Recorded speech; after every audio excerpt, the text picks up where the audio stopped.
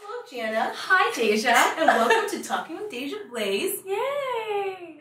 Okay, so we met at the Paley Center. Yes. Year. Yes. And it was friendship at first sight. Yes, it was. Oh, I was like, really was. I love your skirt and I love your top. And then you were like laughing and talking to me, and I was like, and I love your personality. Yeah, we were like that night we bonded. Like that was like a really fun night. Yes, it was. The night we yes, met. it was. Was it the night we met Morgan Freeman? Was that it? Yes. Yes. No. Yes. We met each other and Morgs. And Morgs. Yes. Good old Morgs. Good old Morgs. And he was eating behind us. And we were like, how do we like say hi to him? Like, how do we say hi to Morgan Freeman? Because like they don't teach you that in acting school. They teach you like, this is your character, like this is how you tell a story, like, but they're never like, here's what you do in a Morgan Freeman situation. Right, which was fantastic. Like, yeah. It was Morgan Freeman. Okay, so we met there. Now, what's your journey? Because we've chatted a lot about the different work that you have coming up and opportunities. Yes. But where did you start? Like, where are you from? Let's start there. So, once upon a time, there was a 5-year-old girl named Jana Bernard. No, but I started doing acting when I was 5 years old in a production of Annie. Yeah. And my only line, I think, was like, oh my goodness, oh my goodness. And then when I was 12, I really started doing musical theater more and more. Yeah. And I woke up one day and I was a gymnast and I told my mom, Oh. Mom, I want to go to circus camp. And she was like, oh, honey, that doesn't exist. But she looked it up anyway to humor me. Yeah. And it turns out there was a performing arts camp called Frenchwood's Festival of the Performing Arts. Yeah. And she sent me there. And wow. I actually I wasn't originally going there for theater. I was going there because I was really intrigued by this idea of doing a children's circus. Right, like, which is amazing. Everyone's dream is to like run away to the circus. Yeah. So I went there to do circus, but then I wound up auditioning and because another girl from my bunk had gone. Yeah. And I was like kind of nervous and I didn't really want to sing, and then the head of the camp was like, hey, Blondie, you want to sing something? And I was like, okay. Right. And I sang Part of Your World. And the funny, like full circle part of this story is that I just auditioned for Disneyland Hong Kong to play Ariel. Wow. And like, I don't know if I got it or not. Yeah. And I probably didn't because there are so many women, beautiful, like talented women who audition for. Do we see her though? Like what in the world? Stop. But I have no clue if I got it. But it was really cool to be kind of having that full circle journey where I was like a 5-year-old a second ago, and then a 12-year-old, and I was singing Part of Your World, and then I just started singing it for like Disney casting directors to like actually play Ariel. But right now, I'm on tour with a musical called At the Stroke of Midnight with Stars Within Reach Productions. Wait, before we get there. Oh, yes. Okay, I'm skipping all the steps. Yeah, I just want to make sure we get a good, full-rounded story for how you got here. Yes. So, the journey. Right, so you went to school. Yes. So then through high school. Yeah. You're right. I'm getting JDD, Jana Distraction Disorder. I'm going out of order. Right. After I went to Frenchwoods, I went there for 7 years. This performing arts camp. I loved it. I made my best friends. I got to do musical after and plays, and I did an improv troupe there and developed my love for comedy. But then after I did that, I went to high school and I started auditioning for our high school shows, and then I would do Frenchwoods during the summer. Yeah. And my junior year of high school, I was cast as Princess Puffer in The Mystery of Edwin Drood. Nice. And I was very, very honored because I won the Paper Mill Playhouse Best Supporting Actress Award. Yeah. And then the next year, I was very flattered because I was nominated for Best Leading Actress for Little Women. Wow. And our senior show was Little Women, and I was cast as Marmee. Yeah. And Marmee's a very serious, very loving, very like stoic, put together woman.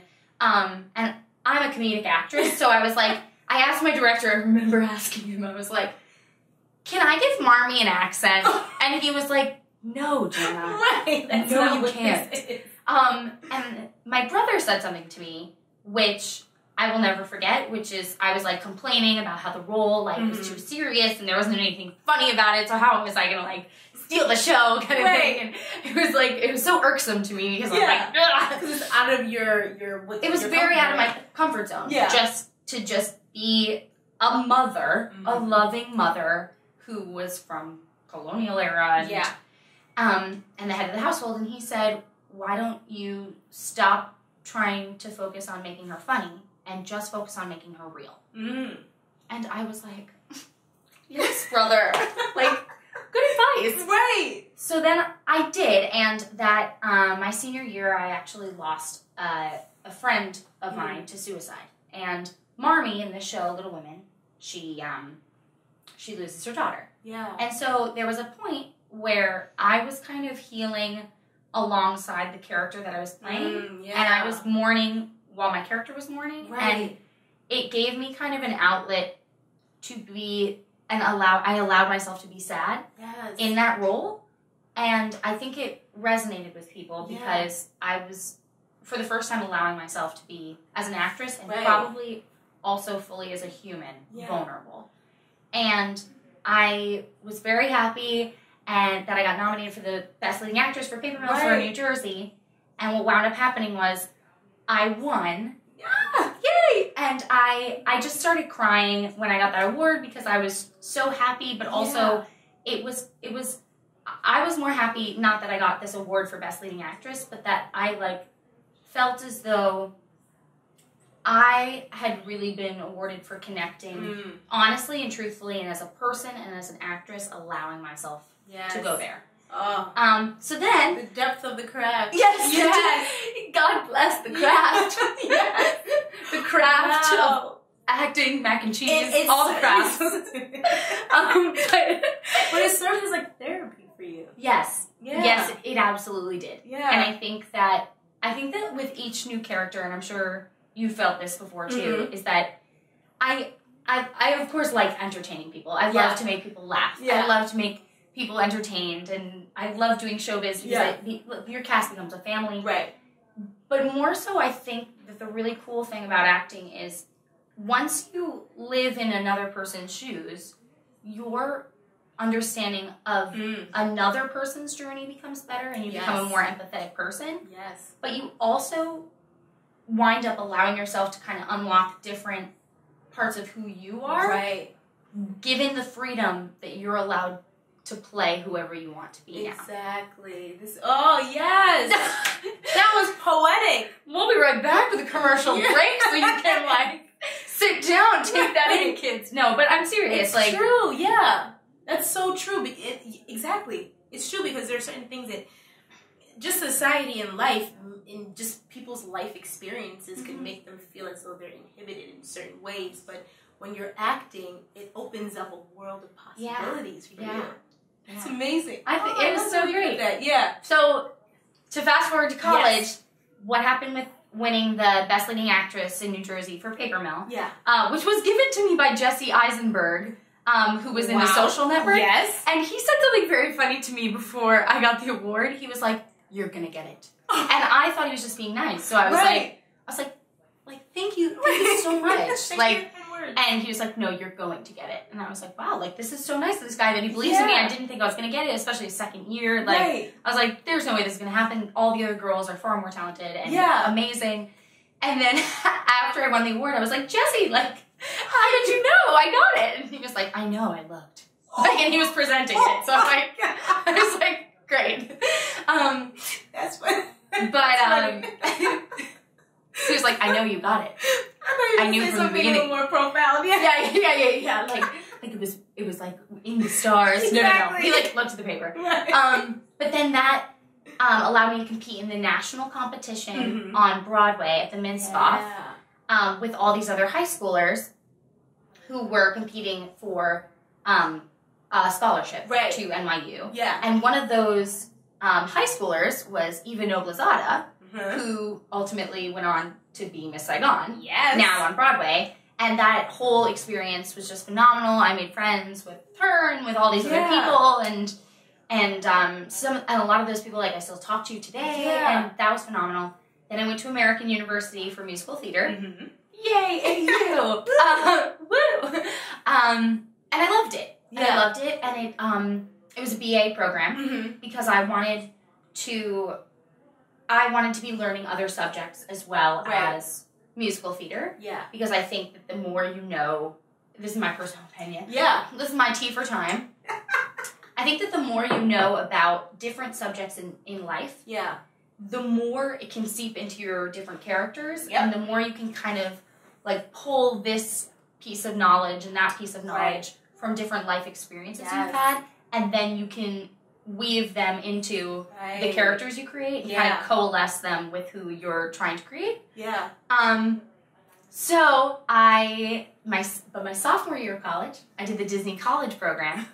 And I had always wanted to work at Disney. Yeah. I was always a Disney kid. Yeah. You know, I was singing Part of Your World since I was 5. Right. And I applied to the Disney College program, and I auditioned for a certain princess who loses her slipper. Oh. Yes. So, Cinderella. Yes. Who at Disney they nicknamed Cindy. Right. So I was auditioning for Cindy, and I didn't get it. Okay. And I think it's important to not just talk about the roles you did get and how they changed you and how wonderful they are, but all of the ones you didn't get. Yeah. So then you can get revenge and get those roles later on in life. No, I'm just kidding. So that then you can learn from that experience. Exactly. But I desperately wanted to play Cinderella because, like, it's every girl's dream. Like, yeah. You know? I mean, you look like you should be playing Cinderella. Like, I look like a girl who like totally forget her shoe at a party. I know that. I know that. ADD. I know that. But I love you. But I auditioned for that and I didn't get it. And then at the end of my Disney College program, which is where you live like 10 minutes from Disney World, and then you get to be a cast member. Yeah. At the end of my program, I auditioned for a musical called Legally Blonde. Mm-hmm. And I auditioned for Elle Woods. And I got it. Yes. And it was a phenomenal experience playing Elle Woods in Legally Blonde at Disney World. And, like, during our dress rehearsal for that show, I remembered, like, because it's Disney, I remembered, like, a little green man, like, ran past my dressing room, and I was really nervous because I was about to, like, go on, and, like, Legally Blonde's a lot of singing, and I was, like, warming up my voice. Just a little green man scurries across out of nowhere, and I was like, hello? It was, like, near our dressing room, and he was like, I'm so sorry, I just have to use the bathroom. It was a guy dressed as Peter Pan. Nice! So, like, Disney. The world of Disney. Yeah. Dreams come true. Like, okay, so that was your senior year. Sophomore year of college. Oh, sophomore year. Oh, wow. Yeah, then my sophomore year, I came back. Oh, my sophomore year, I also wrote my own sketch comedy show before I went to Disney. Nice. Thanks, girl. Yes. Called It's All in the Delivery. Yeah. And my best friend, Tony Cohen, directed it. And drop. And he directed it, and it was an amazing experience because I didn't get cast in. I was cast as the narrator role in Marat Sade my freshman year, but I didn't get cast at the beginning of my sophomore year in a show at American. Oh, okay. And I was like, you know what? I'm not going to wait to get cast. I'm just going to write my own show. Right. And cast all my friends. Yes. And then I did that, and it was super rewarding. And I think that, like, that is definitely something that I want to take with me in my career, is, like, if you can be the Tina Fey or Amy Poehler or Mindy Kaling, these people that I really admire, who can write their own stuff, then you're not waiting around for other people to cast opportunities. Exactly. You just cast yourself. Like, look at this beautiful, intelligent, amazing person who created her own show, like, from your friends. And you were like, I need a creative project, and I think that's so admirable. It's like, producing work, because there's so many opportunities now. That we have so many outlets, so many platforms to produce them. Yeah. And then I also think the fun thing about being a female writer is that then I don't have to wait to get the Elle Woods roles that are these compelling, smart, pretty kick-ass, like, driven women. I can write them. I don't have to get pigeonholed into a dumb blonde box or something. Or even just as the, like, girl that they fall in love with. Right. I can write a woman's story. Yes. As a real, well-rounded, flawed, complex. Flaws and all. I mean, look at the back of this hair. Is it curled? No. Is it? No. Did I know that this camera would only be shooting this part of my face? Yes.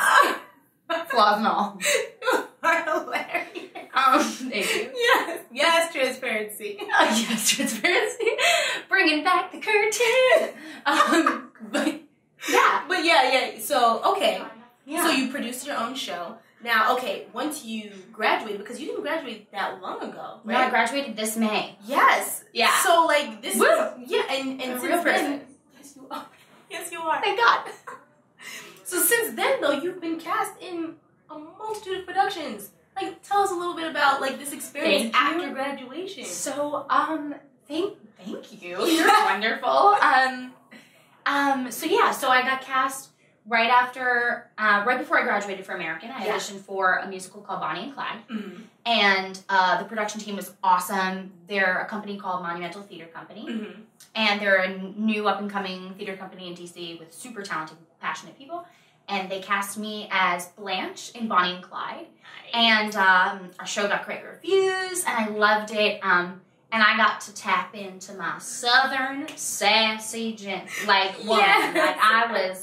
I was giving everybody my cup of tea. And, I was so excited. And that was awesome show. Yeah. Now, so post-graduation, now you were cast in Bonnie and Clyde. Yes, Bonnie and Clyde was great. It was good fun. And then I moved to the city.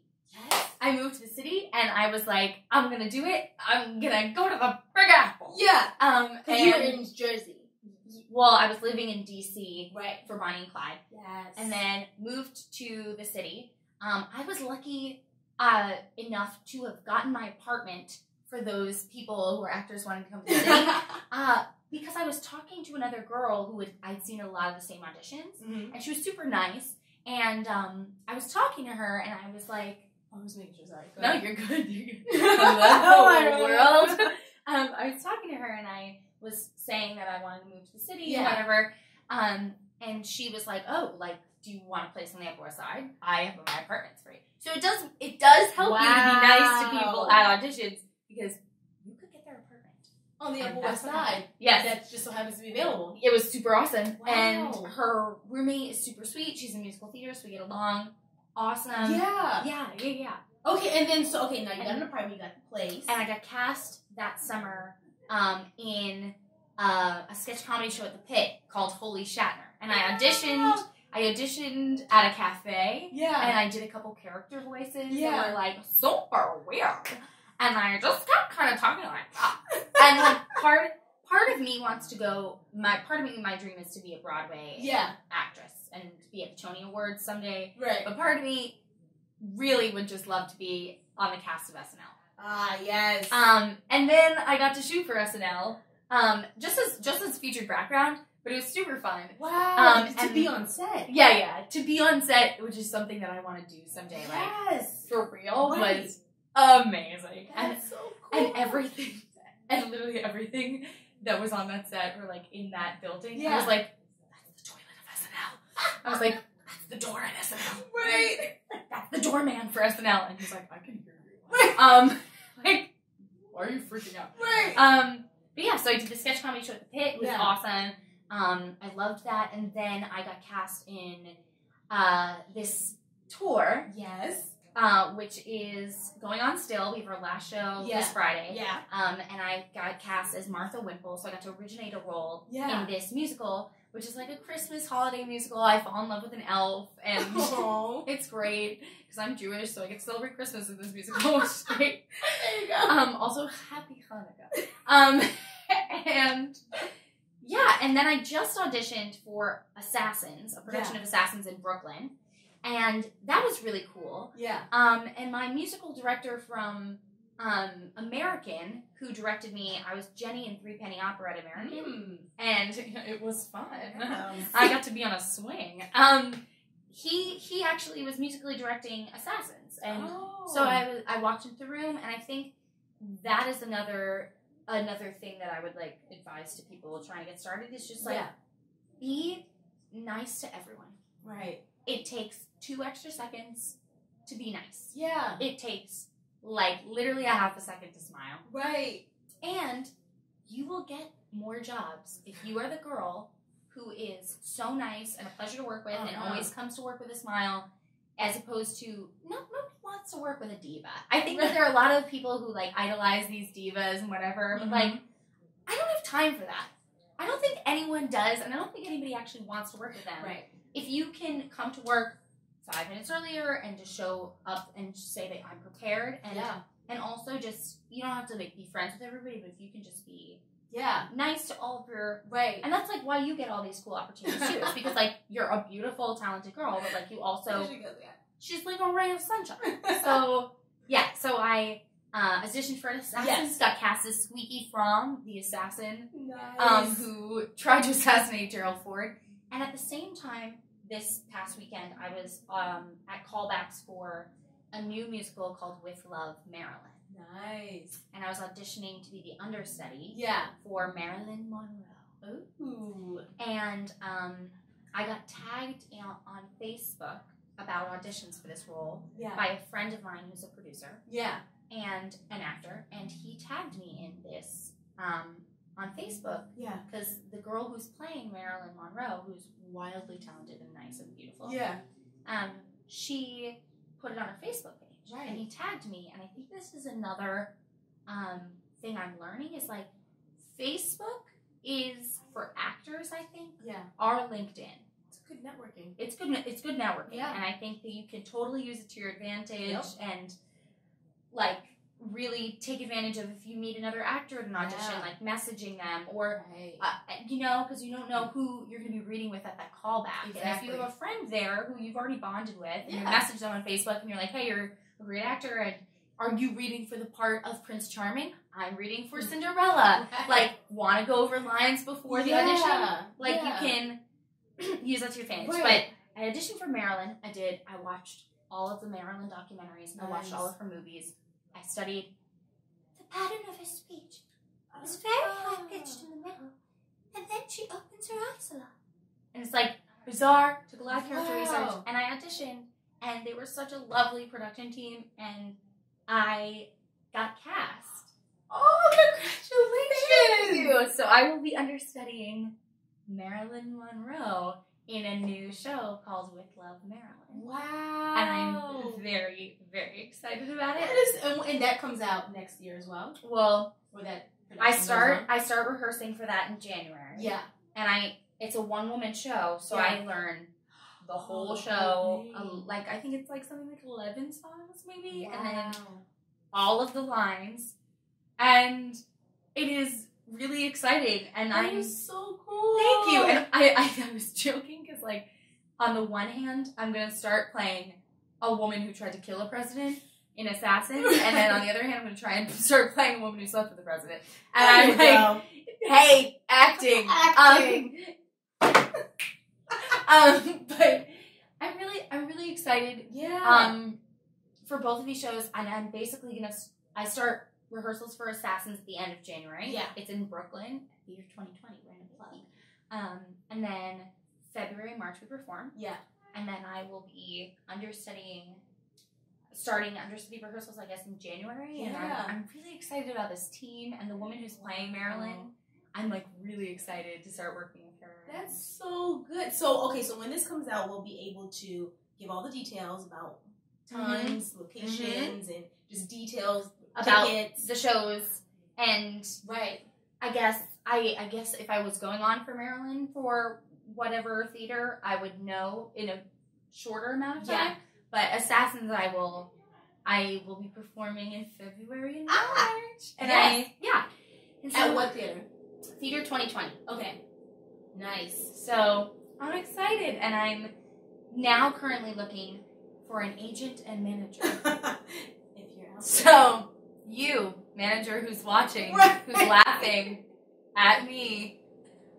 No, but She's amazing. You're amazing. But yeah, so now I'm working on getting an agent and a manager. Yeah. And in my free time, I'm doing voiceover work. Okay. To make money and to have fun. There you go. I've done a voiceover commercial. Nice. And thank you. It was for cardcash.com. And it was good fun. Yeah. And a commercial for a baby company. Yeah. I played a young mom. So, like, if you get out of college and you're like, yeah, I'm going to be playing, like, all of these 16-year-old roles, you could be wrong. Not yet. You could be a mom. Right. Young My mom. coworker literally was a baby and fell asleep on the job. And I was like, okay, should we keep shooting? Or That's so cute. But really cute. You had a lot of great work though since Thank you you. graduated just months ago. Thank you. Do you want me to tell my secrets of how I get my stuff? Please. Should we Share. Should we? This is what this Behind is for. the curtain. Yes, share. Oh, I'm talking with Deja Blaise.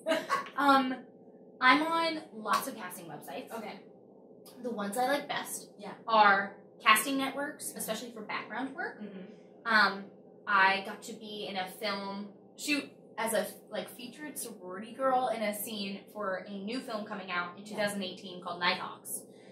So if you see a blonde sorority girl walking behind the actors who are cast in parts, that's probably me. Or you might not see me at all because they might cut me in post. So you never know. Right. But casting networks is how I get that. Yeah. Then backstage is great for especially non-equity stuff that you're looking for. I started training and made my voiceover demo with Abacus Entertainment. Okay. They're great. I highly recommend them.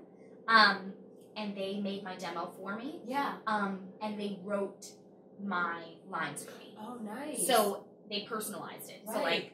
So my commercials on my voiceover demo are I love shopping at Macy's, blah, blah, blah, blah, blah. So it's personal and sounds like something I would say. Yeah. Yeah. Awesome. Well, thank you so much, Jana. We are looking forward to all the amazing work you have to come. And go check out the show. We're gonna have all the detail in box here so you can see. But thank you so much for joining us. Thank you for having me. And your amazing words of wisdom. You're like a poet. Oh. Right? I didn't even know it. You didn't know it. I didn't even know it. So thanks for joining us. This has been amazing. Thank you. Thank you for having me on your show, and I can't wait to come back and do it again.